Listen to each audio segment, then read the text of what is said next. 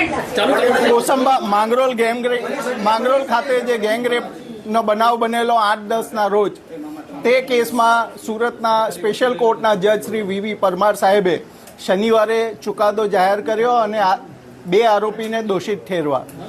સજા બાબતનો ચુકાદો પેન્ડિંગ રાખવામાં આવેલો હતો. બંને પક્ષની દલીલો પૂર્ણ થયા બાદ આજે નામદાર કોર્ટના ન્યાયાધીશ શ્રી પરમાર સાહેબે ચુકાદો જાહેર કર્યો છે. તે પ્રમાણે BNSની કલમ 70(2) એટલે ગેંગરેપના ગુનામાં બંને આરોપીને આજીવન કેદની સજા ફટકારી છે તથા 5,000નો દંડ કર્યો છે.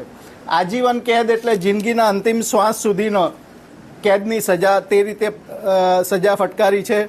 એ ઉપરાંત પોક્સો એક્ટ હેઠળ પણ એને આજીવન કેદ અને 5,000 રૂપિયાનો દંડની સજા કરી છે. એટ્રોસિટી એક્ટ હેઠળ પણ એને મેક્સિમમ સજા ફટકારવામાં આવી છે તથા દંડ ફટકારવામાં આવ્યો છે.